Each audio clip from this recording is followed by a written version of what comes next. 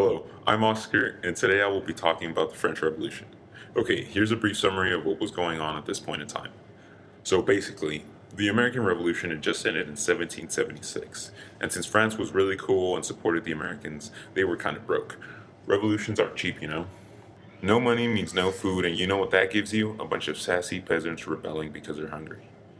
The need for food wasn't the only reason people were thirsty for change, but we'll talk about that later. Okay, so now you kind of have an idea of the stuff that was going on at this time. I bet you can't wait until I start talking about the revolution, right? Well, not yet. Let's talk about a little thing called the Enlightenment. This was an event that occurred in the 17th and 18th century in which philosophers and other people developed a new way of thinking using the scientific method. Many ideas that we believe even to this day emerged during this time. Enlightenment thinkers like Voltaire, who supported the concept of freedom of religion and expression and the separation of church and state, Montesquieu, who supported the separation of powers within the government, and John Locke, who supported the social contract theory, are all critical people in the ideas that caused the French Revolution. This is why the French Revolution and the Enlightenment went hand in hand. Okay, finally time to talk about the revolution itself.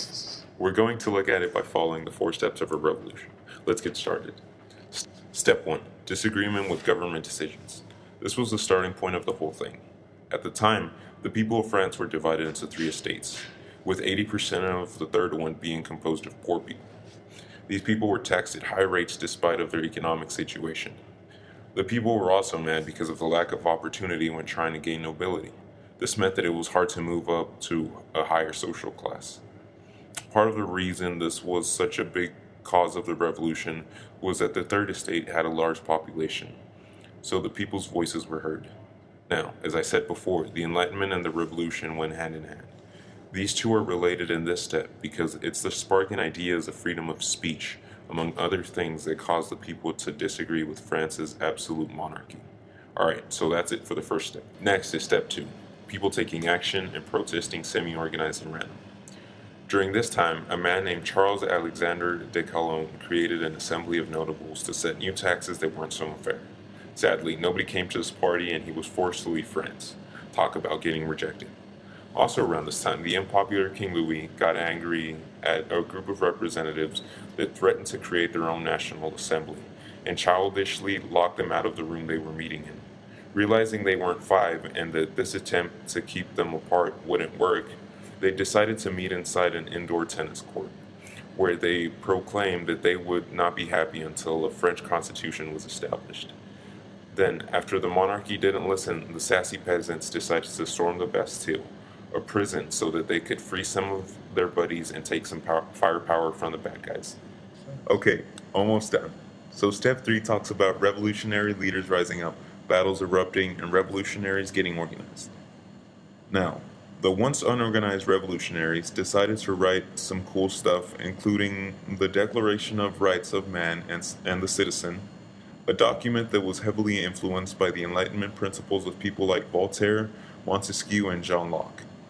Fearing a revolution, King Louis summoned the Estates General, an assembly of the first, second, and third estates of France.